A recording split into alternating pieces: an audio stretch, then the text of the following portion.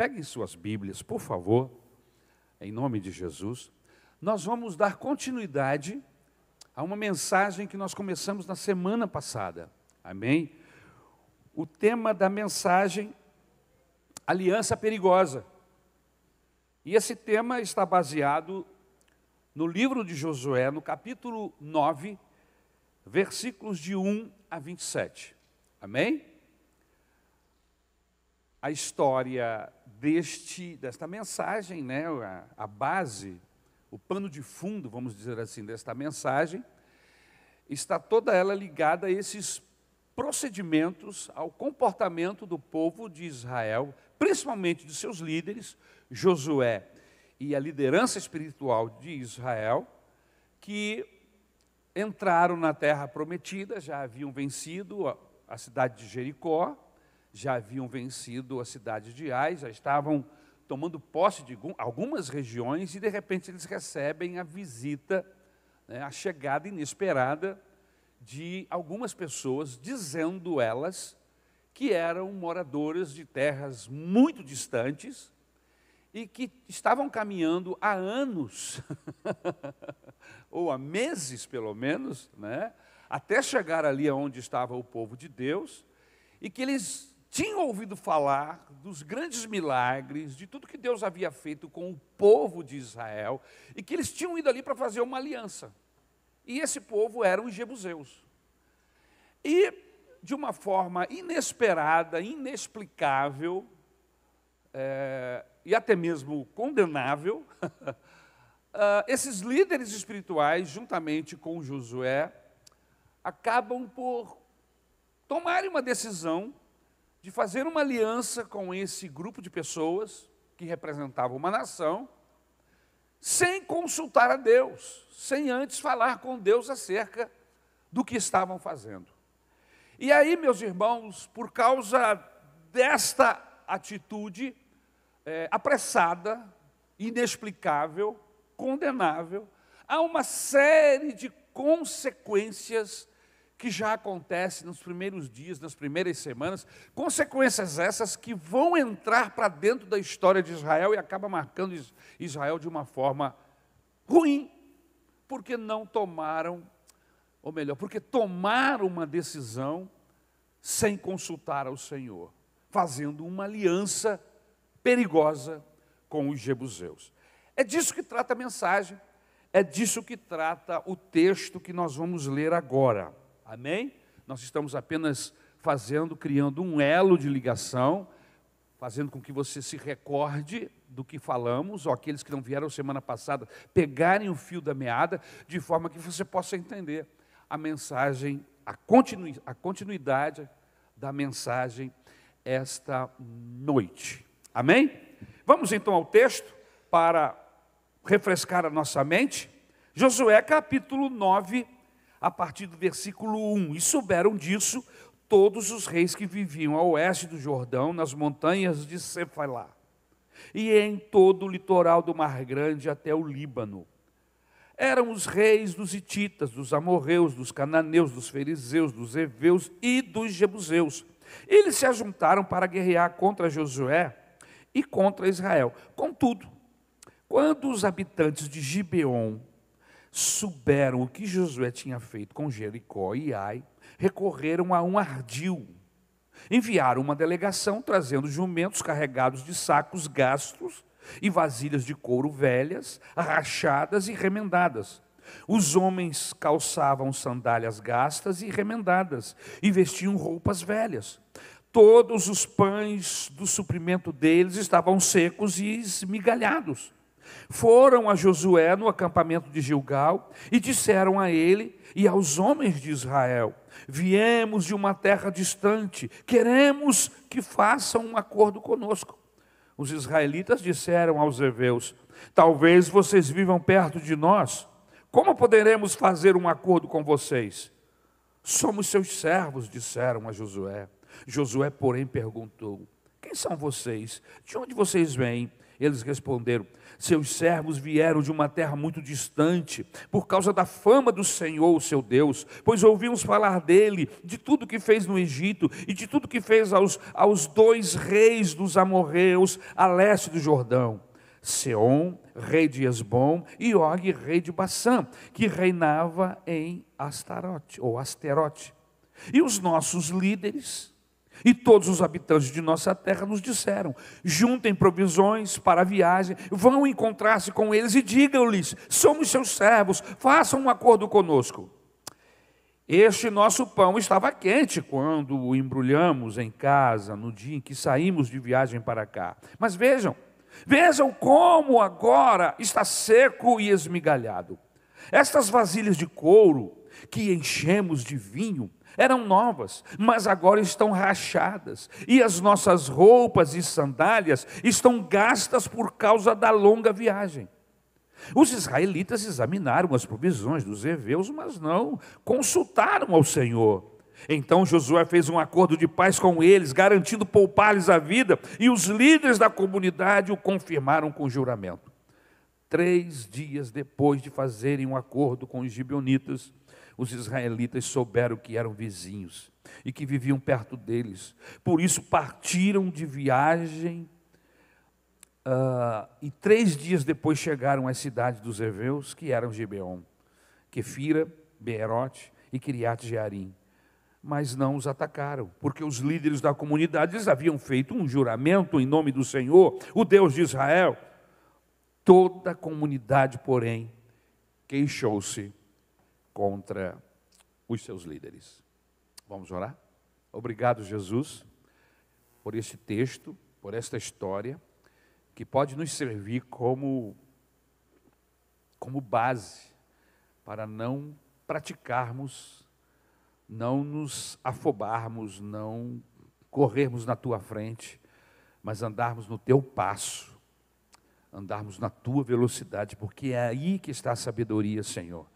É descobrirmos a tua pressa, a tua velocidade e andarmos junto contigo.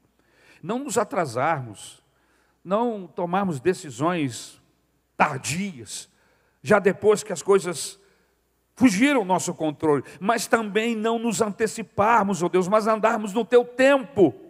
Precisamos que o teu Espírito Santo nos oriente, precisamos que o teu Espírito Santo nos guie, precisamos estar conscientes, ó Deus, que se andarmos na tua frente ou andarmos atrás, pereceremos, estaremos expostos ao pecado, a decisões erradas, a nos expormos e expomos a tua obra e a igreja, Senhor. Por isso nos capacita com entendimento, para que não façamos iguais, ou não façamos igual fez esses líderes, ou fizeram esses líderes e também Josué.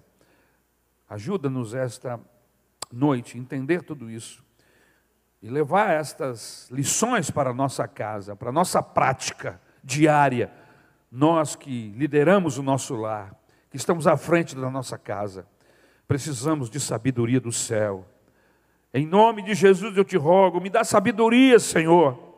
Me dá entendimento, Jesus, porque eu sou estúpido, Senhor, e faço estupidez sozinho. Por isso eu preciso de ciência do céu, de entendimento do céu, da tua percepção, para perceber aonde estão os ardis, aonde estão as armadilhas do inimigo e da própria vida, para não cairmos e nos darmos mal.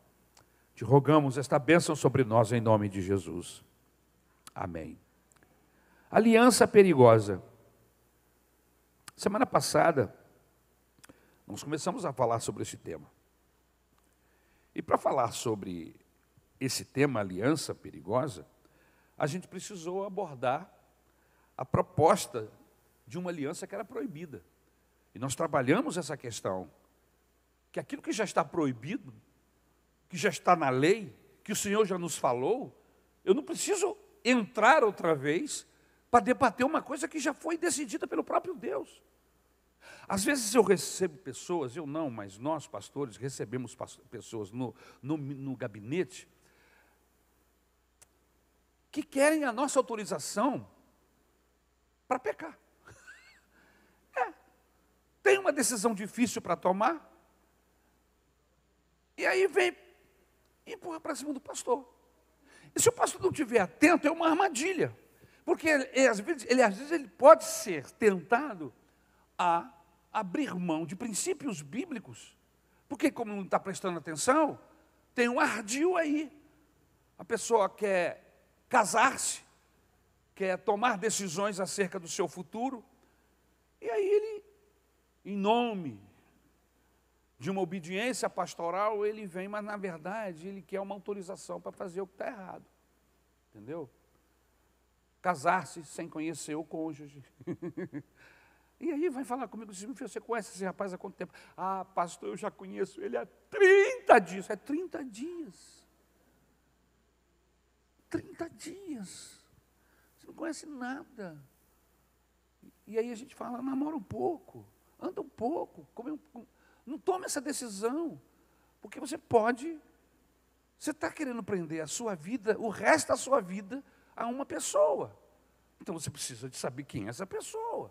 Não vá se entregando. E a gente aconselha. Mas às vezes, não, pastor, mas eu vim aqui porque eu quero que o senhor faça o casamento. Aí a pessoa, puxa, o pastor fica logo alegre, né? Ainda mais que tem uns pastores que são doidos de fazer casamento. Eu nunca vi, entendeu? Os caras parece que alucinam quando são convidados para fazer casamento. E aí eles, alucinados, entendeu? Para cumprir suas metas pessoais, eles acabam fazendo casamentos que a Bíblia diz que não era para fazer. Julgo desigual. Entendeu? Então, e aí o pastor é levado ao erro por causa de uma dessas questões. Mas nós falamos isso abundantemente sobre esse assunto. Se você tiver dúvida, volta lá, semana passada, está na internet, você pode ouvir outra vez. Agora, uma questão que ficou bem clara é que, por que Deus era contrário a esta aliança com esses moradores da terra? Não era nem com os jebuseus especificamente. Deus tem uma raiva dos jebuseus. Não, a questão não era os jebuseus, era com todo aquele povo da terra. Às vezes a gente fica pensando assim, puxa vida, como que Deus foi cruel com aquela gente, como que Deus não deu oportunidade de gente. O Senhor, você precisa prestar atenção no comportamento de Deus ao longo do processo, para você ter uma ideia de como Deus age. Deus nunca trabalha com juízo sem tempo, sem graça. Sempre que Deus manda um juízo para alguém, você pode ver que tem pelo menos 40 anos, 20 anos no processo de graça, de oportunidade, de chances, de portas abertas. Quando o juízo chega, o cálice já transbordou. E o cálice desse povo todo ali daquela região estava transbordando, o cálice da ira de Deus. Israel está sendo usado como instrumento de juízo contra aquelas nações. E a ordem era, a terra de vocês, empurra essa turma para fora daí, porque eles são resistentes, não é só resistente a Deus, é resistente à vida, resistência ao que é coerente, a respeito se fala muito hoje em humanidade, respeito aos princípios, aos princípios humanos, de guarda da humanidade, direitos humanos. Essa turma, irmãos, eles não sabiam o que era isso, eram reis maus, reis perversos. Não havia leis que regessem a guerra. Eles simplesmente achavam que podiam fazer tudo, se consideravam deuses. Sacrificavam crianças, sacrificavam adolescentes, virgens, sacrificavam seus filhos a deuses feitos por mãos humanas, sem nenhum princípio ético nem moral. Então Deus estava por aqui com essa turma. E agora Israel é usada como instrumento de juízo. Por que o Senhor não queria que ele se envolvesse com aquela turma? Porque era uma turma perversa, ruim, contrária à vida do próprio ser humano. E aí eu coloquei aqui uma série de subtópicos, de subtemas, para trazer orientação. Por que o Senhor não queria que Israel se unisse àquela turma? Porque os induziria ao casamento misto. O que mais? Porque os induziria à apostasia e ao ecumenismo. Por que o Senhor não queria que essa turma tivesse relacionamento com os hebreus? Porque lhes traria sofrimento e perturbação. E aí vai, meus irmãos. Por quê? Porque os levaria à própria destruição. E aí, a gente trabalhou todos esses temas. Depois nós falamos sobre a estratégia para uma aliança proibida. Como que os jebuseus, eles pensaram no processo, eles queriam enganar. Então eles criaram um ardil, eles criaram um processo maligno para enganar. E eles alcançaram êxito, meus irmãos. E aí a gente começa a aprender aqui nesse segundo tópico, que nós precisamos da sabedoria de Deus para escaparmos dessas ciladas do inimigo. Quantas vezes o Senhor já nos livrou de negócios ruins? Quantas vezes o Senhor já nos guardou de tomarmos decisões e aí dias depois, semanas depois a gente, caramba, graças a Deus que eu não fiz esse negócio, graças a Deus que eu não entrei nesse processo. Por quê? Porque deu tudo errado, era tudo mentira, era um monte de bandido. Porque esses caras, essas pessoas, eles têm estratégias mentirosas, eles estão para enganar. Entendeu? Eu fico muito preocupado quando eu passo perto desses lugares onde vendem imóveis, estão com um estande de venda de imóveis. Aí tu entra lá, tem uma maquete maravilhosa.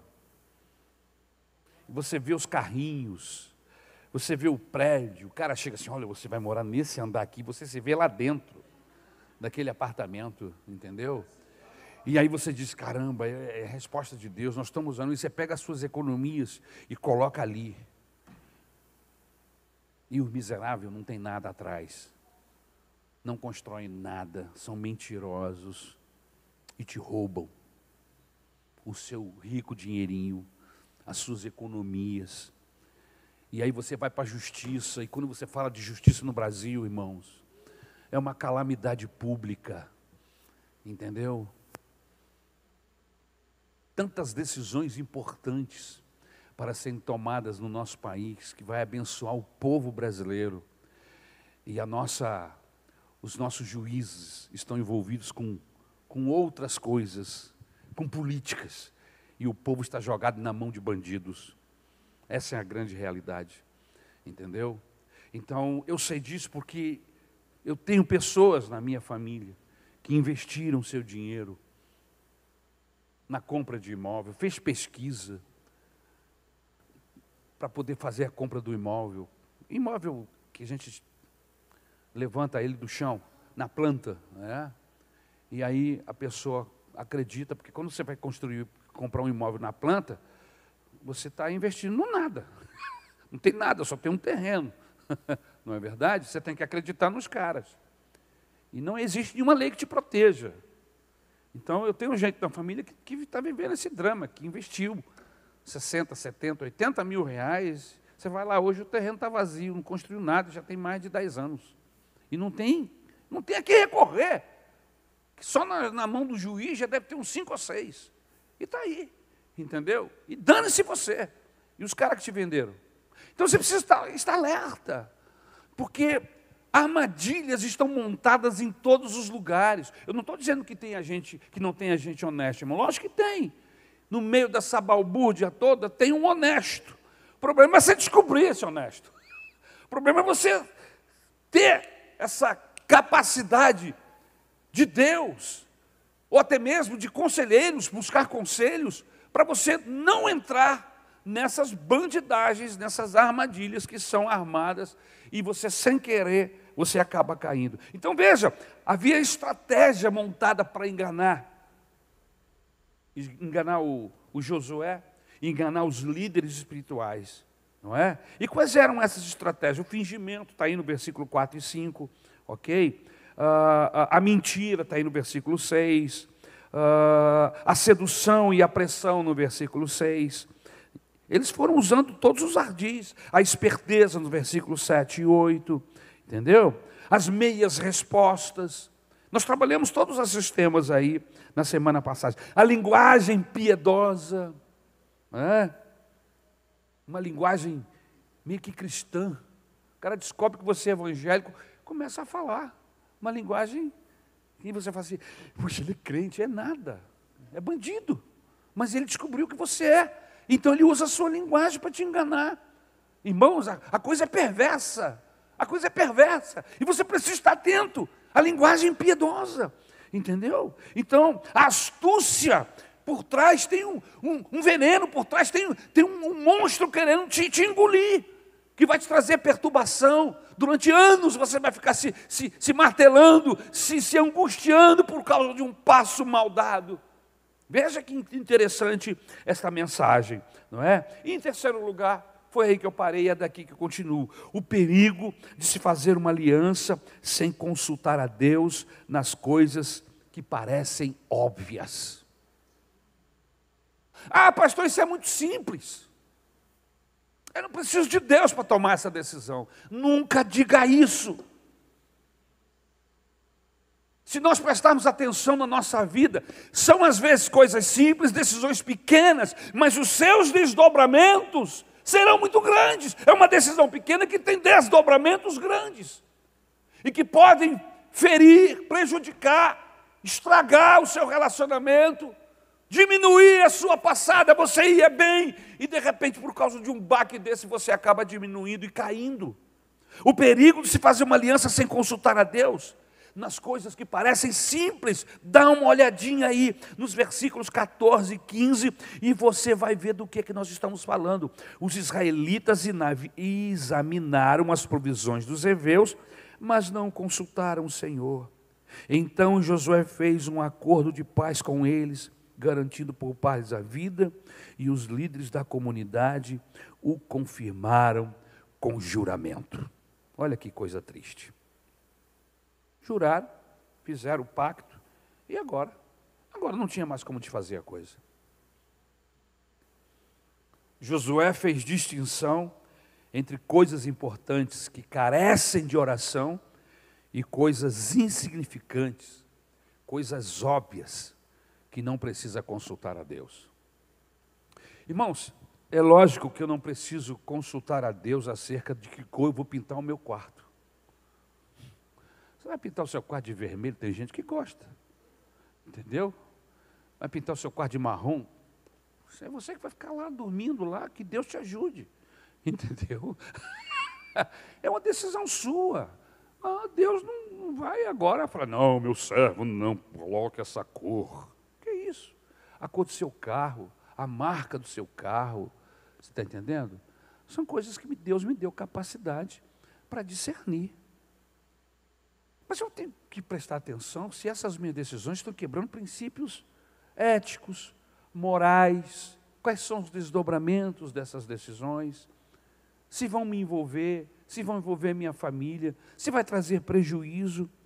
Josué fez distinção entre coisas importantes e coisas que carecem de oração. Irmãos, eu cheguei à conclusão que tudo eu preciso de oração. Tudo eu preciso de oração. Primeira coisa que a gente tem que fazer quando levanta de manhã é entregar o dia ao Senhor. Senhor, eu quero entregar esse dia em tuas mãos, antes de sair de casa, ou saindo de casa. Senhor, eu tenho esse problema, eu tenho essas coisas para resolver nesse dia. Me dá sabedoria, me dá orientação. Dentro desse pacote tem coisas simples e tem coisas importantes, mas eu entreguei nas mãos do Senhor, eu pedi ajuda ao Espírito Santo de Deus. O que eu não posso é simplesmente fazer uma separação daquilo que eu acho que é importante e daquilo que eu acho que não é, e simplesmente ignorar e quebrar esse princípio de buscar a orientação de Deus. A nossa lógica, o bom senso, leva-nos facilmente para o caminho quando deixamos de depender de Deus. É lógico que eu preciso usar o meu bom senso. Existem coisas que eu preciso usar o meu bom senso. Como, por exemplo, eu tenho dificuldade em atender pessoas depois que o culto acaba. Por quê? Porque eu já estou aqui parte do dia, eu moro longe. Atender uma pessoa aqui depois do culto significa que eu vou ficar com essa pessoa aqui junto com ela, eu sempre estou com a minha esposa, mas se eu estou sozinho, sendo uma mulher, não é bom. Eu vou ter que manter um diácono comigo aqui. Por quê? Porque vou ter que ocupar alguém. E aí dá 9h30, 10 horas, 10h30. Essa pessoa vai sair daqui tarde, vai ficar exposta. Nós moramos na faixa de Gaza, irmãos. O Rio de Janeiro é uma faixa de Gaza. Não existe mais lugar seguro nesse estado. Qualquer área é faixa de Gaza. Você está entendendo, irmão? E aí você chega em casa, mas o pastor ainda está caminhando. Você chega em casa, toma banho, janta, vê televisão, e eu ainda estou viajando. Então Então meu bom senso me diz assim, marca com ela para amanhã. Não é que o pastor não quer te dar atenção. É que o bom senso diz que depois das 10 da noite, 9h30, não é hora de fazer gabinete. Faz no domingo de manhã. Faz no sábado, faz num outro dia, que você vai estar com a sua mente bacana, fresca, tranquila, vai poder dar uma atenção 100% a essa pessoa, do que depois, no final do dia, fazer um gabinete e se expor essa pessoa, e ter que prender uma família com você, porque você não vai ficar sozinho com essa pessoa aqui na igreja. O meu bom senso me diz que eu preciso ter hora para chegar em casa, porque eu estou na faixa de Gaza. Então, em qualquer lugar que eu esteja, eu estou num casamento, pastor. O meu bom senso diz, principalmente eu que sou pastor da Igreja Missionária Evangélica Maranata, e principalmente porque no domingo tem EBD cedo, e eu tenho responsabilidade aqui, o meu limite é 10 horas da noite. Se o bolo partiu ou não, porque o bolo é o sinal, né? Partiu o bolo, pode ir todo mundo embora. Mas a galera quer manter você lá até mais tarde, parte o bolo 11h30, meia-noite. E aí você fica na festa até 11h30, meia-noite, e depois você sai. E aí, blau, blau, EBD...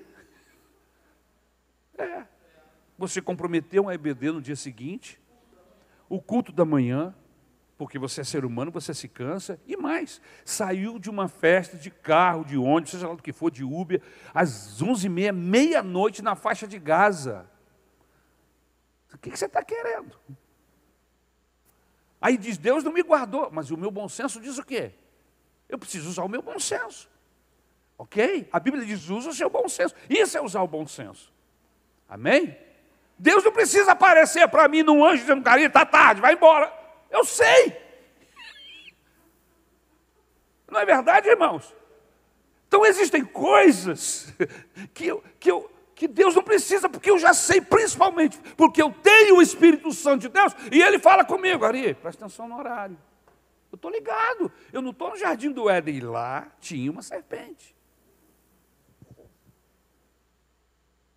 Caiu a ficha? Então o texto mostra a fraqueza da sabedoria humana. Devemos buscar o conselho de Deus, mesmo naquelas coisas que parecem claras e óbvias. É lógico que existem emergências. A pessoa passa mal de madrugada, você tem que sair. Ora. Aí eu oro a Deus e vou embora. Deus, me cobre com teu sangue. Eu tenho que levar minha mãe, eu tenho que ir para a casa dela, como já aconteceu. Minha mãe caiu da cama, era 2 horas da manhã, e meu pai me ligou ali, vem aqui lá em Copacabana, e eu no meio. Eu não consigo levantar sua mãe. E eu me larguei de casa, 2h30 da manhã, e fui para Copacabana. Orei e fui. Cheguei lá, ajudei minha mãe, ela estava no chão até a hora que eu cheguei. Ficou uma meia hora, 40 minutos me esperando. Coloquei ela na cama, botei eles para dormir, e fiquei lá, não voltei, né, irmãos? Porque já eram 3 da manhã. Eu fiquei por lá. Então, o que eu estou querendo dizer com isso, irmãos? Que existem emergências. Agora, pelo amor de Deus, sair de casa às 5 horas da manhã para buscar filho e filha em festa? Que conversa fiada é essa? Como é que eu deixo um adolescente ficar numa festa até 5 da manhã, de maneira que eu tenho que sair? É uma festinha de aniversário, toma vergonha na cara. 5 horas da manhã é hora de adolescente estar na rua e ainda expondo o pai para ir buscá-lo, sair de madrugada, cheio de problemas que tem, como tem esse Rio de Janeiro. Vamos usar o bom senso? Vamos olhar os princípios que estão sendo quebrados? O problema é o perigo da autoconfiança. O que confia no seu próprio coração, diz Provérbios 28, 26, é insensato. Vamos ver alguns exemplos. Confiar no seu coração. Acha que é o bonzão, que é o sábio, que sabe de tudo. Ló. Ló escolheu as campinas do Jordão e foi morar com a família na cidade de Sodoma. Lá ele perdeu seus bens, sua mulher, seus genros e sua honra.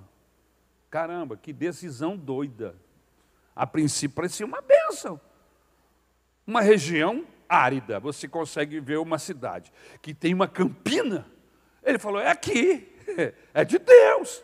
Agora, interessante que o homem de Deus chamado Abraão olhou para a campina e disse assim, não, eu vou para o deserto. Preste atenção. Se você não for um homem de Deus, siga um homem de Deus.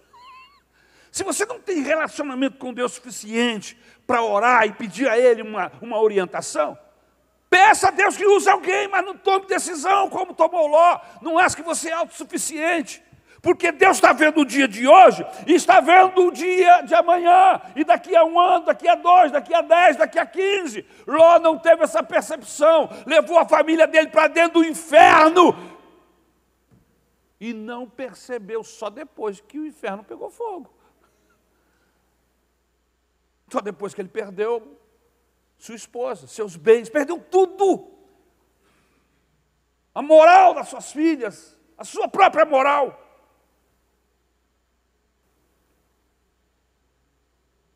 Irmãos, Abraão, eu falei de Ló, deixa eu falar de Abraão, com todo respeito, esse homem aqui é um homem especial na Bíblia, é o pai da fé, eu não posso falar de qualquer maneira com esse homem, porque esse homem aqui é amado de Deus. Mas esse homem, irmão, passou 13 anos de silêncio de Deus, 13 anos sem Deus falar com ele, você imagine. Nenhum aparecimento do Senhor, nenhum altar erigido, nenhuma tenda, nenhum sacrifício. Foram 13 anos em branco. Mas por quê? Às vezes Deus não nos fala, porque existe aquele momento de silêncio de Deus. Lembra de ontem? É viável. Mas eu estava pensando, às vezes o silêncio de Deus não é porque Ele não quer falar, não, é que Ele está zangado. E eu preciso ter discernimento sobre isso. Porque ele está triste. E era o caso aqui. Abraão não ficou 13 anos sem Deus falar com ele, porque Deus estava de mimimi. Porque Deus estava fazendo charminho e não queria falar com ele. Não! Abraão tinha pisado na bola e Deus estava triste com ele, zangado com ele. E aí quando Deus, 13 anos depois, fala para Abraão, veja como Deus fala, Abraão, presta atenção, Abraão, no que eu vou lhe falar agora. Anda na minha presença, isso é perfeito, Abraão. Por que Deus falou dessa maneira com Abraão? Deus estava querendo dizer assim, confia em mim, creia em mim. O que eu falei eu cumprirei, eu não preciso da sua ajuda, Abraão. Você não precisa dar jeitinhos, você não precisa se submeter a princípios humanos. Acredita em mim, eu estou guiando tudo isso, Abraão. Mas você quer me ajudar, eu não pedi a tua ajuda. Abraão resolve ter um filho com Agar, sua concubina, sua criada, para ajudar Deus a cumprir a sua promessa. E Deus nunca precisou dessas artimanhas para cumprir seus desígnios. Jacó precisava ter enganado seu irmão? Ter enganado seu pai? Jacó precisava? Deus por acaso se aproveita de processos de mentira? Não. Mas às vezes a gente quer fazer as nossas tricotagens, a gente quer meter o bedelho, quer meter a nossa agulha na renda de Deus, e é Ele que está tecendo, Ele é que sabe, e eu preciso entender isso, e esperar a manifestação dEle, o mover dEle. Anda na minha presença, Abraão, você é perfeito. O que significa isso? Confia em mim, de hoje em diante, faz o que eu te mando apenas, e eu vou cumprir as minhas promessas contigo. Outra pessoa que resolve não consultar a Deus, fazer as coisas por sua própria cabeça, é o Pedro. Jesus está conversando com Pedro sobre a cruz, e aí o Pedro se achou naquele momento, não sei como é que ele conseguiu fazer isso, diante do Senhor, do universo, do Deus que sabe todas as coisas, e disse, não, vai para a cruz não. Não vai para a cruz não. E aí reprova Jesus, na frente de todo mundo, como se Jesus fosse um pastor Ari. Reprova Jesus, sem ter falado com ele antes. Expõe Jesus a uma situação complicada. E aí o que acontece? Jesus repreende Pedro duramente na frente dos outros. Para trás de mim, Satanás, que não sabe das coisas de Deus. Você não sabe de nada, Satanás. Porque Jesus percebeu ali, como Pedro não vigiou, uma ação maligna. Irmãos, coloca a sua barba de molho. Quando a gente vê a barba do vizinho arder, é isso que diz o ditado, coloque a sua barba de molho. Irmãos, eu estou falando de Pedro, não estou falando de um Zé Ruela qualquer. Eu estou falando de Pedro, que andava colado com Jesus, que viu e ouviu coisas que eu gostaria de ter ouvido e não ouvi. Viu coisas que muitos gostariam de ver e não viu. O próprio Deus, o Salvador da eternidade, caminhando, tocando, fazendo milagres. E aí, de repente, Pedro começa a querer ser conselheiro de Deus. Como é que eu sou conselheiro de Deus, irmãos? Eu tenho que melhorar muito para ser conselheiro de Deus. Eu tenho que viver pelo menos 10.000 anos para poder ter alguma ideia do que é dar um conselho para Deus. Não vai para a cruz, não. A cruz não é uma boa. Não, não vai não, é sofrimento. Será que você interpretou direito o que Deus quer da sua vida? E Jesus disse, para trás de mim, você não conhece Deus, não conhece as verdades, os alvos de Deus, Satanás. E aí Pedro é enxovalhado. De graça. Porque é precipitado. Você conhece gente assim que se precipita? Que fala na hora errada? E aí quebra a cara, e você diz assim, pô, se ficasse calado, passaria como sábio. Há um texto, é Provérbios 17, 28, é isso? Acho que é isso. Aquele que fica calado, se passa como sábio. 17, 28. Você sabe que a gente tinha que praticar mais Provérbios 17, 28? Eu queria até fazer um pacto com você aqui. Eu vou levantar minha mão. Quando você viver muito calado e me perguntar, eu vou dizer, estou praticando 17, 28. Não quer fazer um pacto comigo? Falar pouco, ouvir mais. Irmãos, isso é uma ciência de Deus. As pessoas vão pensar que você é inteligente.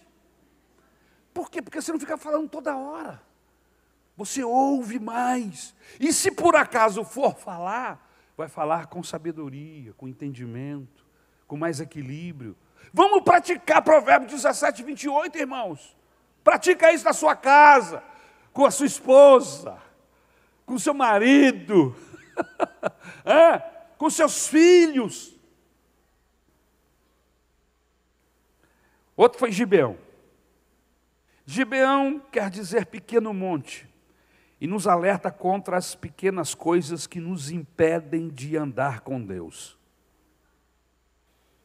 Sansão, o homem mais forte do Velho Testamento, foi vencido por uma mulher cujo nome significa fraqueza. Olha aí, Dalila significa fraqueza, e venceu Sansão. Mas por quê? As pequenas coisas podem nos impedir de viver uma vida cristã normal. São princípios que são quebrados. Se você notar, nós passamos lá pelo livro de Juízes agora na nossa leitura, a partir do capítulo 6, se não estou me enganando, Sansão começa quebrando uma série de princípios no seu relacionamento com Deus. Detalhes. Mas eram princípios, aparentemente coisas menores, mas princípios que estão sendo quebrados. É como se você precisa entender que um muro se constrói a partir de um tijolo. Uma muralha se constrói a partir de uma pedra. É uma pedra aqui, um cascalho ali, você vai juntando, daqui a pouco tem um muro. São pequenas coisas que nós vamos amontoando entre nós e Deus, que daqui a pouco a gente não consegue mais perceber a ação de Deus na nossa vida. Então eu preciso prestar atenção nesses detalhes, nessas pequenas coisas. E Sansão não prestou atenção. Em quinto lugar, Josué fez aliança com os gibeonitas de poupar-lhes a vida sem consultar a Deus. Ficou preso a uma aliança que jamais deveria ter feito. Sofreu sem poder tirar o jugo de sobre si e de seu povo. E aí a gente cai no quarto tópico. As consequências de se fazer uma aliança precipitada. E quais são essas consequências? Mesmo que você não busque a Deus e faça alianças precipitadas, Deus vai ratificar.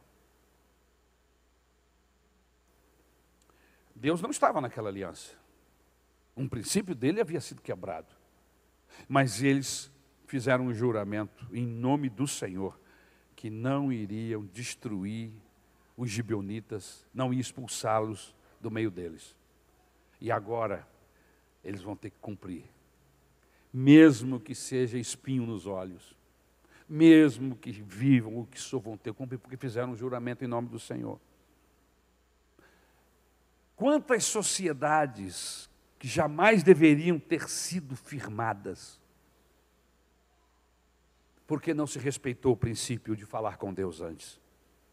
Quantos acordos que jamais deveriam ter sido assinados. Quantos namoros que jamais deveriam ter começado.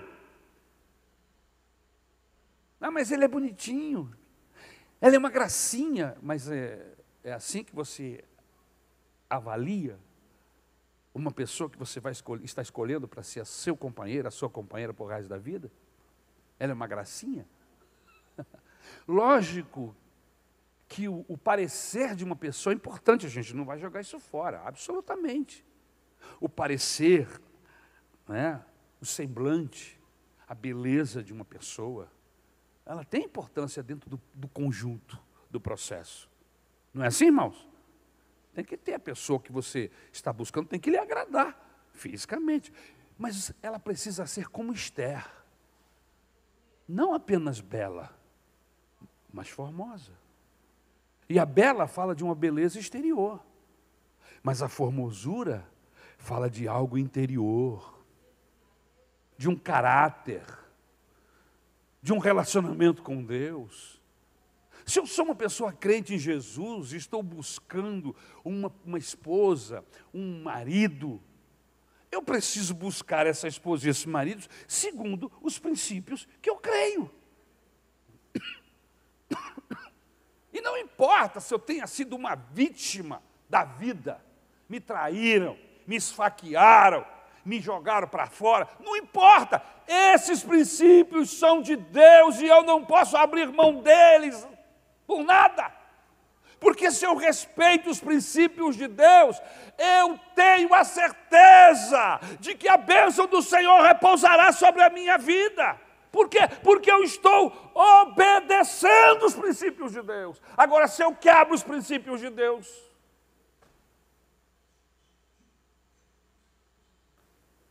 então quantos namoros que jamais deveriam ter começado?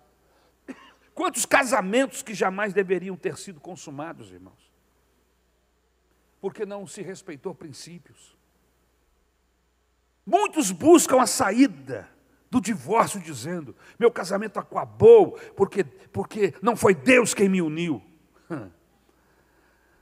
Se você não leva a sério a aliança que você fez, Deus leva. Pense numa coisa comigo, raciocínio.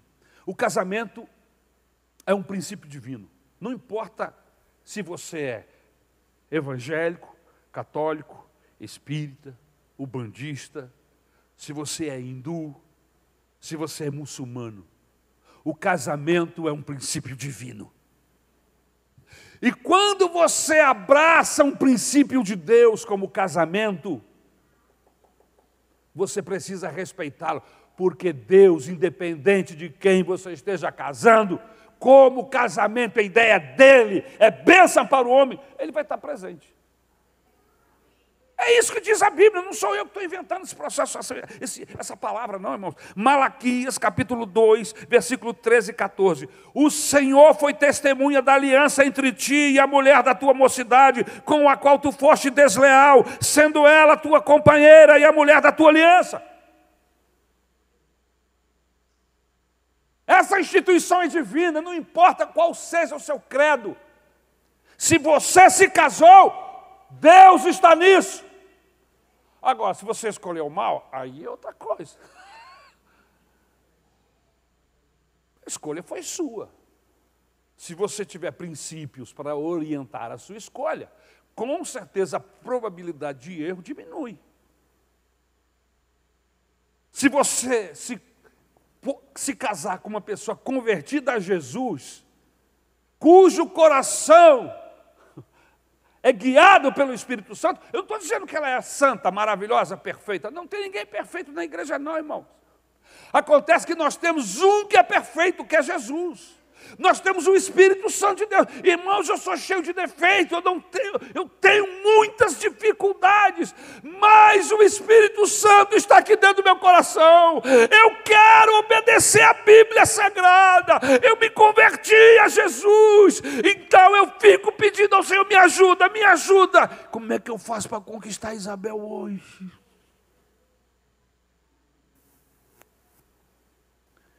E aí o Espírito Santo vai te ajudando.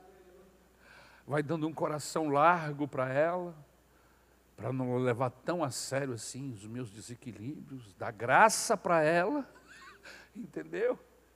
E me ensina, diz, Ari, não é assim, é desse jeito. Não é desse jeito que você fala com a minha filha, ela é minha filha, tu está pensando que tu é o quê? Ela é minha filha, tu não pode fazer desse jeito. É o Espírito Santo falando comigo, baixa a voz para falar com ela. Ela é menina dos meus olhos. Se tu tratar essa moça de filha, eu vou ter com você, miserável. Irmãos, isso é Deus.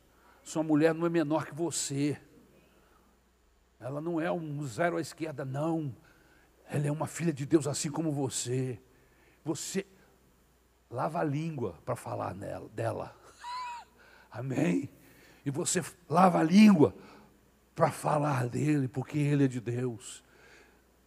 E biblicamente falando, irmãos, ela é superior a você e você é superior a ela. A Bíblia diz que nós devemos olhar para o nosso irmão, considerando superior a nós mesmos. Esse negócio de submissão não é só para gente que se casa, não. Submissão, irmãos, é uma marca de quem anda com Cristo. Gente que anda com Jesus é submisso. Você entendeu? Não é mulher submetendo ao homem, não. É um se submetendo ao outro, é o que diz a Bíblia. E todos debaixo do senhorio do Senhor. E se isso acontecer na minha vida, no meu relacionamento, sabe o que vai acontecer? A tua casa vai ser um lugar de bênção. Agora, começa a quebrar princípio e depois vem para o gabinete.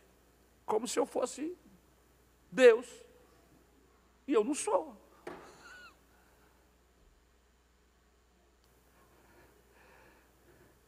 Segundo, o que a gente está falando mesmo, irmãos?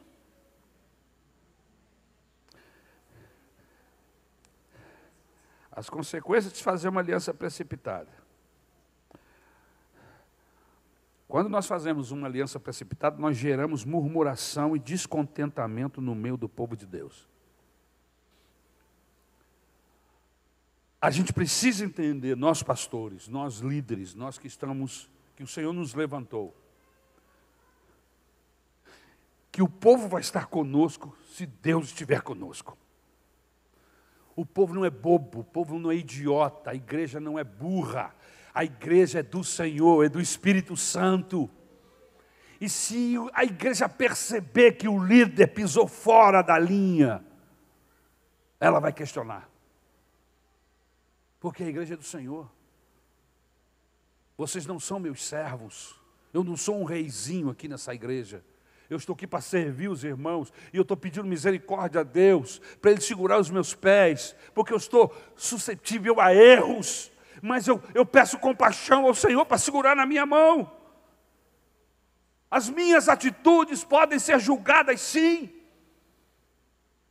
Decisões precipitadas acarretam amargas consequências. Alianças irrefletidas fazem o povo sofrer. E quando a liderança age sem oração, há um descontentamento no meio do povo. Josué e os príncipes da congregação fizeram uma aliança com os gibeonitas sem consultar a Deus e tomaram a decisão errada. E agora o povo está sofrendo as consequências e murmurando. Aí depois vem aquela conversa fiada, né, pastor? Aquela igreja é muito difícil.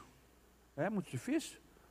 Ou é você que um Zé Ruela que faz as coisas pela sua cabeça e quer que todo mundo concorde com você? Não tem ninguém trouxa aqui não, aqui, o Espírito Santo está aqui. O Espírito Santo age aqui e age aí.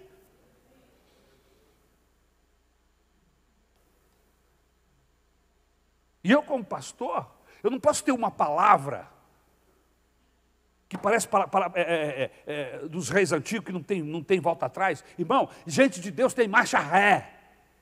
Todo bom carro tem 5 marchas para frente e uma para trás. Nós que somos de Deus, irmão, nós precisamos ter marcha para trás. O que significa isso? Errei. Não enxerguei isso e cometi um erro, me perdoe. Sabe o que é isso, irmãos? É usar marcha atrás, usar marcha ré. Mas não, eu sou pastor, eu sou líder, e as pessoas têm que saber que a minha palavra não volta atrás. Palavra que não volta atrás é do Senhor, porque Ele sabe de tudo. E mesmo assim, aleluia, para abençoar Ele quebra princípios que Ele mesmo colocou. Como por exemplo, o Senhor Jesus está curando um monte de gente, e as pessoas questionavam Jesus, mas como é que é isso? Se você crê, era a base para o milagre de Jesus. Se você crê, se você pode crer, se você tiver fé, era a base. Jesus sempre perguntava isso. Mas aí chega um pai desesperado, um pai com um filho que está endemoniado e ninguém consegue dar jeito. E aí o pai chega diante de Deus e fala e reclama e diz: me ajuda. E aí Jesus diz assim: se você tiver fé.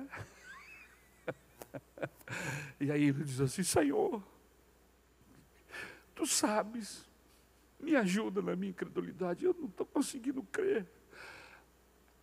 Sabe o que é isso, irmãos?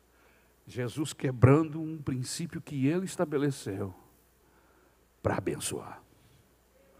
Eu estou dizendo que Ele quebrou, porque o texto não me dá informação suficiente, entendeu? Mas o que eu entendi é que Jesus curou, libertou aquele moço, independente do tamanho da fé daquele homem.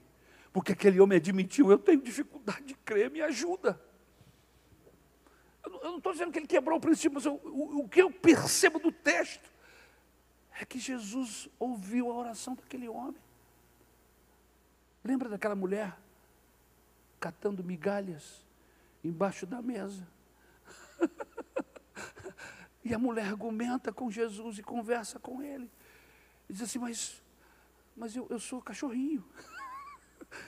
Até os cachorrinhos comem das migalhas que caem da mesa do seu Senhor. E isso é um dito popular. Israel era o lugar da bênção. Israel era o lugar onde o Senhor habitava, onde havia uma mesa posta. E ela estava dizendo assim: olha, eu não sou judia, eu não sou hebreu, eu não tenho descendência de Abraão.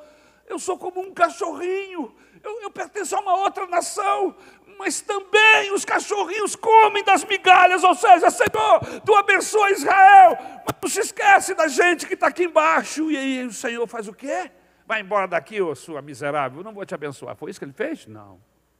Espera aí. Essa mulher teve argumentação de fé. E ele diz assim: não vi nenhuma fé como a dessa mulher, que nem hebreia é. Ela argumentou comigo de maneira sábia, até os cachorrinhos, ou seja, ela quer a bênção, ela confia que eu posso abençoá-la, e eu vou abençoá-la.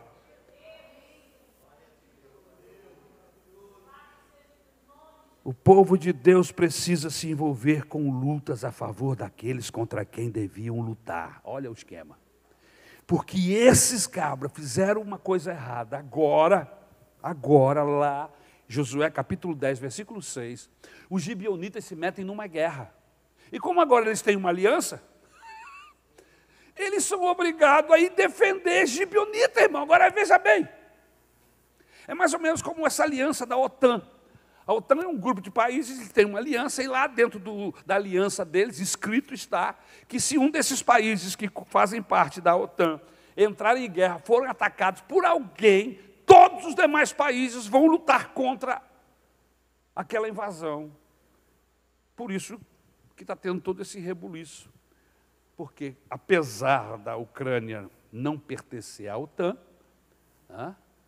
mas a Polônia me parece que faz parte, se eu não estou enganado, há todo esse imbróglio, essas questões todas aí envolvendo os países que estão em guerra, Ucrânia e Rússia. Eles tinham feito uma aliança, e agora Josué tem que arrumar um exército, porque os gibeonitas pediram ajuda. Olha só, irmãos, olha o tipo de aliança que às vezes você faz e que você se mete em guerras, você se mete em confusões, que não tinha nada a ver com você, que você podia estar gastando essa energia com a sua família, podia estar gastando essa energia com a sua casa, com os seus processos, e agora você tem que despender tempo, dinheiro, para ir resolver problema que não é seu, porque você fez uma aliança errada. Conhece gente assim? Fica olhando para mim. Josué está travando uma batalha que não era sua. Está drenando suas energias num trabalho que não era seu. Eles estão pagando o preço de terem feito uma decisão apressada, uma aliança irrefletida. Eles estão defendendo quem precisariam desalojar daquela terra. Quantas noites de sonos perdidas, quantas horas de choro e lágrimas vertidas, quantas dores e contorções da alma sofridas, quanto prejuízo financeiro acarretado por causa de uma decisão de uma aliança errada. Presta atenção com quem você faz aliança. Para que você não venha amanhã ter que entrar em guerras. Por isso que a Bíblia Sagrada é muito sábia quando diz que sobre a questão de empréstimo financeiro. A Bíblia diz que a Bíblia não nos proíbe de emprestar e de ajudar. Pelo contrário, se você tem, ajuda. Se você tem, ajuda. Principalmente, irmãos que às vezes estão apertados e pedem dinheiro emprestado. É muito comum isso acontecer dentro da igreja. Você confia, conhece, e aí você empresta. Mas um conselho pessoal que eu quero dar para você. Se você chegar a essa situação, dê. Não espere retorno. Empresta, mas é como se fosse dado. Você tem? Pode? Conversou com a esposa? É importante. Conversa com a tua companheira. Conversa com o teu marido. Você não pode sair emprestando dinheiro da família para ninguém sem falar com o seu cônjuge. Isso é errado. Isso é bandidagem. Amém? Conversa com eles. Porque Deus pode usar seu cônjuge para dizer, cuidado, vamos orar. E outra coisa, conversa com o pastor da igreja. O que o pastor tem a ver com isso? Eu vou lhe dizer. Pode ser que esse irmão que esteja pegando dinheiro emprestado com você, já tenha pegado com mais 5. E eu sei porque os outros 5 me avisaram. E aí eu vou dizer para ele assim, olha irmão, se você quiser emprestar, pode emprestar, mas você é o 6º. Você entendeu? Não é que eu estou querendo tomar conta da sua vida, absolutamente, pelo contrário. Eu estou querendo lhe ajudar. Pastor, fulano me pediu um valor emprestado. O que o senhor acha? Eu vou dizer assim, irmão, se você tem, empresta. Mas olha, é um empréstimo meio dado. Não diga isso para ele. Mas, porque depois você vai ficar atrás dele. O culto acaba meio-dia, 11h30, o irmão já está saindo por aquela porta ali assim, ó. É. Você já viu? Eu já vi. É que nem vender cosméticos em igreja. Eu não tenho nada contra. As pessoas vendem, todo mundo tem que comprar do ímpio, compra do crente, sem problema. O problema é na hora de pagar. que o irmão traz o produto no domingo, ele trouxe o produto, ele quer receber. O irmão recebe e diz, domingo à noite, hoje à noite eu te entrego. Tá? Tá. Aquela cara assim amarela. E aí você fica, meu Deus, se você pudesse benzer, se benzeria. Mas você não acredita nisso, você confia que o irmão vai vir no domingo à noite. Domingo à noite o irmão não aparece, tu fica assim durante o culto.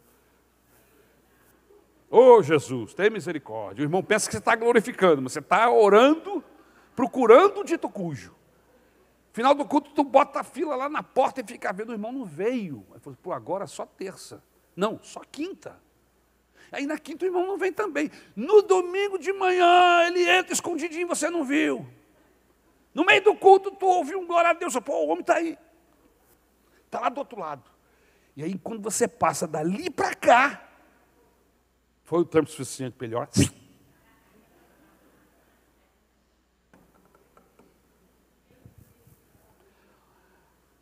Se eu perguntar aqui, umas irmãs que vendem cosméticos, elas vão dar testemunho de milagres. Entendeu? Gente que não paga gente viva, né? Que é ruim de pagar. Tive que vir para a oração, fazer jejum, campanha de 7 semanas, para o irmão me pagar o produto da Avon. Agora, um indivíduo que tem problema para pagar o produto da Avon, vai te pagar o dinheiro emprestado? Então, conversa com o pastor. Não, eu vou emprestar. Ótimo, pode emprestar. Mas você sabe que você é o quarto, tá? Se ele não te pagar, se ele tiver dificuldade, você não pode reclamar e nem ficar aqui murmurando, porque você está sendo avisado. Tá bom assim, meu irmão? Deus te abençoe e te dê em dobro, que você possa sempre ajudar os irmãos. Amém. Vai, irmão, empresta. E aí, o irmão vai pagar quando puder, quando quiser. Se ele não pagar também, que o Senhor tenha compaixão dele. E para você está tudo bem. Por quê? Porque você está com o seu coração livre, solto. Você não está preso àquilo. Agora, se você tem um dinheiro guardado, que é fruto de economia, que você conversou com sua esposa, isso aqui é para a gente comprar o nosso imóvel, comprar isso, comprar aquilo, comprar o sofá no final do ano, que a gente está sentando em caixote de batata. Aí a esposa está lá na expectativa de comprar o sofá. Aí tu pega o dinheiro e dá para alguém, e aí ela vai pensar mais um ano sentado na caixa de batata. Aí, meu irmão, você vai dormir em cima da caixa de batata durante 3 meses. E não pode vir reclamar com o pastor. Outra coisa, dinheiro de cheque especial, irmão, não é seu. Isso é uma armadilha do banco. São tudo jebuseu. Esses banqueiros são jebuseus. Eles colocam lá na sua conta 8 mil reais de cheque especial. E você fala, oh, aleluia, olha aqui o meu cheque especial.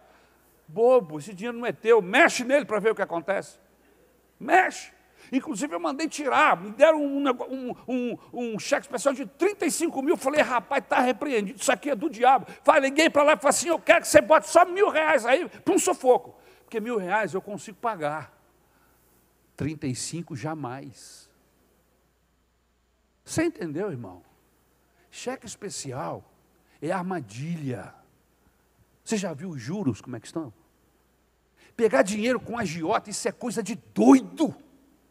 Crente pegando dinheiro com agiota. Isso é fazer negócio com o próprio capeta, com calça curta. Não se faz negócio, você pega dinheiro com agiota, irmãos. É vender a alma para o inferno, para o diabo. E o pior é que tem agiota dentro da igreja.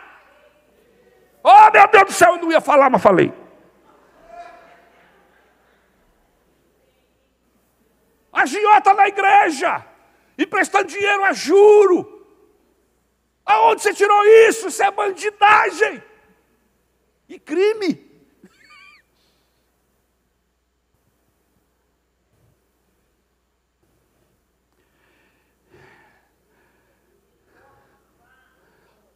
O tempo não anula as alianças que fazemos, mesmo quando não consultamos o Senhor. Não adianta, fez uma aliança, não adianta depois querer quebrar essa aliança. Olha só, segundo Samuel, nós já devemos estar aí, perto dessa leitura aí, pela nossa corrida bíblica aí. 2 Samuel capítulo 21. Olha só, se você não passou por essa leitura, você vai passar. Um erro de estratégia cometido lá atrás por Josué e os líderes. Olha as consequências aqui no segundo livro de Samuel, irmão, mais de 200 anos, 400 anos depois. 400 anos é muito tempo, irmão.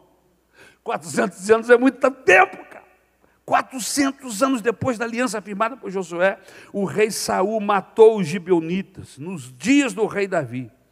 E aí, por causa disso, houve fome de 3 anos consecutivos, por causa da quebra dessa aliança. 400 anos depois, irmãos, os caras nem existem mais, os ossos já viraram pó. Mas Deus continua soberano, Ele continua vivo. E as alianças que são feitas em nome dEle, não é assim que se faz. O texto diz, eu não vou ler, por causa do tempo, mas no capítulo 21, versículos 1 e 2... Houve em dias de Davi uma fome de 3 anos consecutivos. Davi consultou o Senhor e o Senhor lhe disse: a culpa de sangue sobre Saul e sobre a sua casa, porque ele matou os gibeonitas. Os filhos de Israel lhes tinham jurado poupá-los, porém Saul procurou destruí-lo no seu zelo pelos filhos de Israel e de Judá. E olha que o cara estava fazendo aparentemente com boa intenção, era zelo. Mas não tem esse negócio de zelo, você está quebrando um princípio, uma aliança. Amém? E aí vem as consequências, o próprio texto me informa o que foi que aconteceu com a família de Saul, porque ele quebrou essa aliança com o povo, com os gibeonitas. Ok? E eu vou terminar no nome do Senhor Jesus. Conclusão, nós precisamos tomar 2 cuidados básicos. Tenha cuidado com as alianças que você faz, com aquilo que você promete. Não entre numa aliança, seja sentimental, seja conjugal, seja comercial, seja profissional, sem antes avaliar profundamente as implicações. Há pactos que jamais deveriam ter sido feitos. Há casamentos que jamais deveriam ter acontecido. Há parcerias que jamais deveriam ser travadas. Há sociedades que jamais deveriam ter sido estabelecidas. Quando fazemos alianças perigosas e precipitadas, podemos entrar em aliança com o próprio inimigo. Quantas pessoas presas a situações embaraçosas, porque não tiveram paciência de esperar, de analisar a situação de uma forma mais decidida. Quantas pessoas se desgastam e sofrem grandes prejuízos, porque não consultaram a Deus para fazer sociedades, alianças e acordos. Segundo conselho prático, e nós vamos terminar. Cumpra as suas promessas quando você as fizer.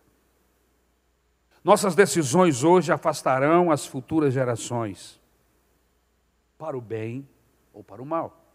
Nossas decisões hoje afetarão as futuras gerações. Tudo que fizermos hoje, dentro da igreja, para o bem ou para o mal. Deus não gosta de votos de tolos. O que é um voto de tolo? É um voto que eu não penso nele e faço, e depois não tenho como pagar. Por isso, quando você fizer uma promessa, cumpra. O justo é aquele que jura com dano próprio e não se retrata. Vamos ficar de pé em nome do Senhor Jesus.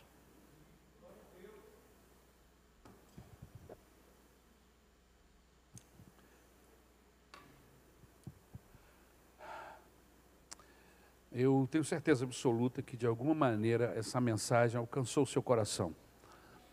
Se não alcançou no sentido de você lembrar e dizer, é verdade, pastor, eu sou vítima desse processo. Essa mensagem também, ela atua como uma vacina,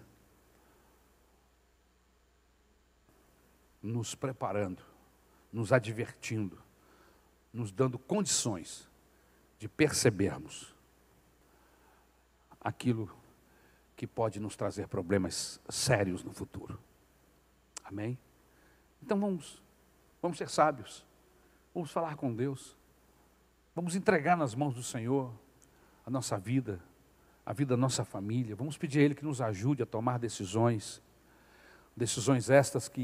essas que possam trazer sempre resultados benéficos, resultados que glorifiquem o nome do Senhor.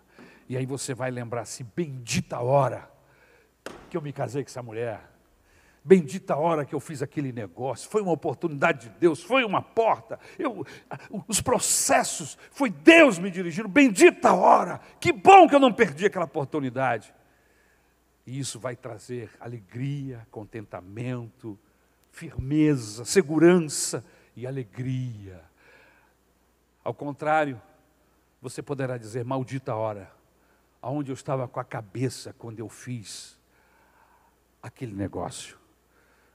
Quando eu dei o passo para me casar com essa pessoa, aonde eu estava com a cabeça, Senhor, me ajuda, me perdoa. E agora, o que é que eu vou fazer? Vou me divorciar? Não. Jesus transforma. Jesus muda. Eu creio no poder transformador de pessoas. Jesus. Casamento não muda ninguém, mas Jesus muda. Estou casada, estou casado, agora, me casei com um trabuco, como é que eu faço? Perdoe-me a expressão. Vou me desfazer? Não.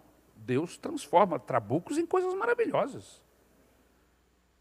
Amém? Deus, Ele está me transformando. Vai transformar seu marido, vai transformar sua esposa.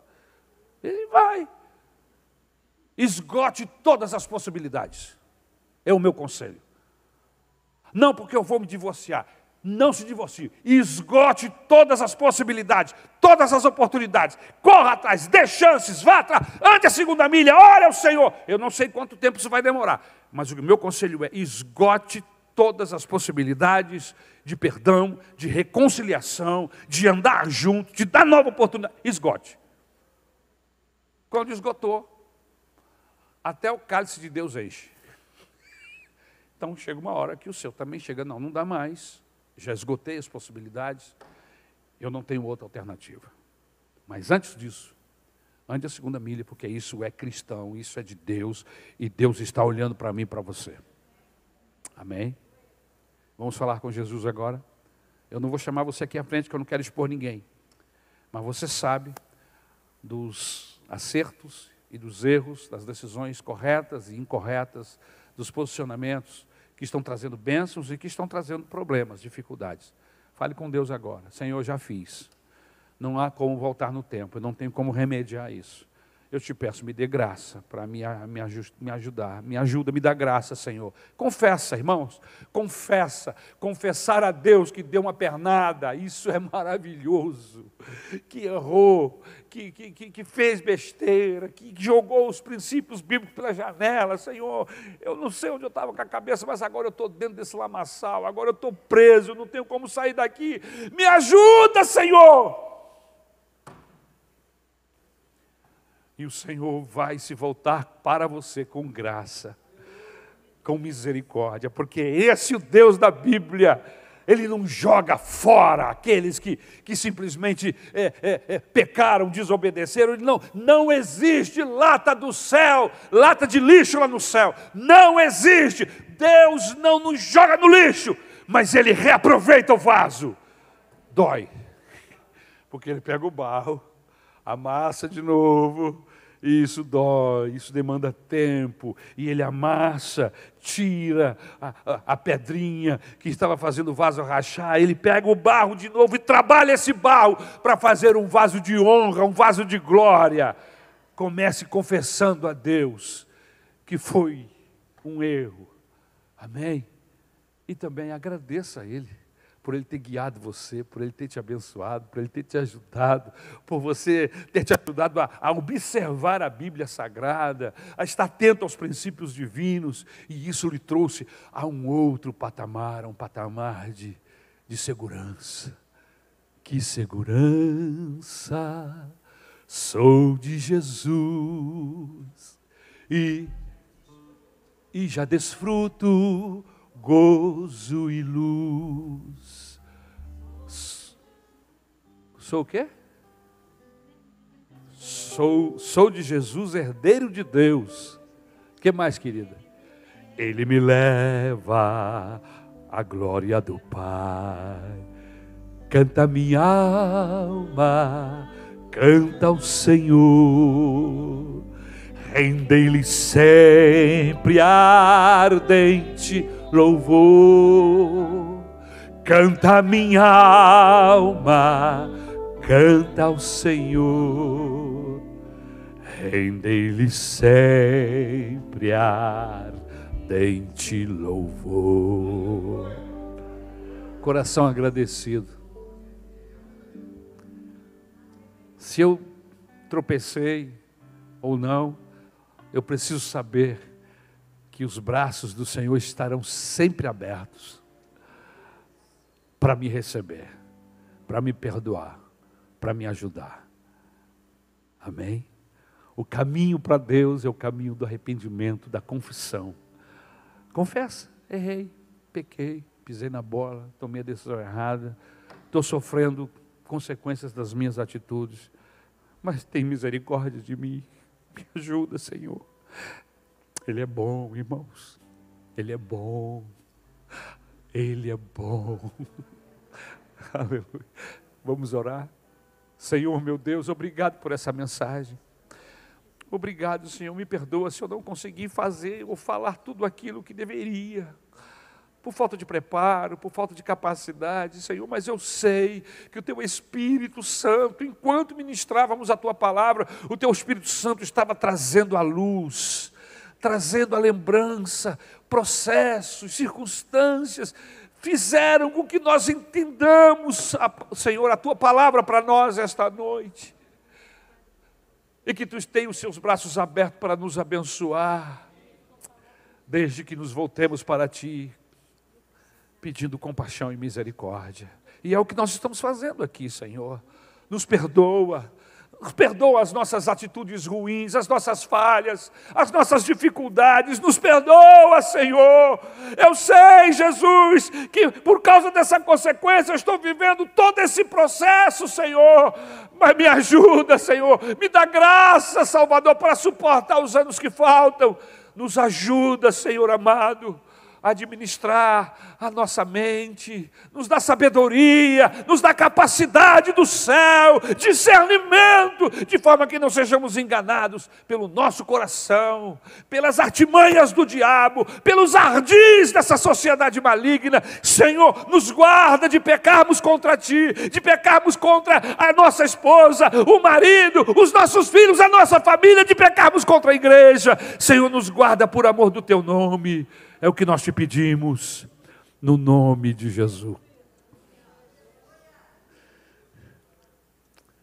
A graça do nosso Senhor e Salvador Jesus Cristo, o amor de Deus e as consolações do Espírito Santo repouse sobre as nossas vidas, desde agora e para todo sempre.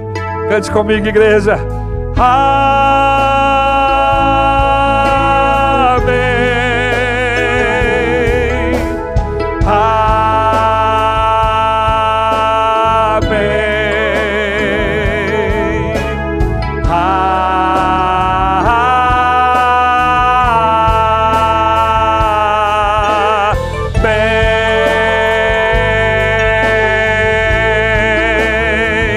Que o Senhor te abençoe com sabedoria, com graça, até o dia da volta de Jesus. Obrigado, queridos, pelo louvor, pela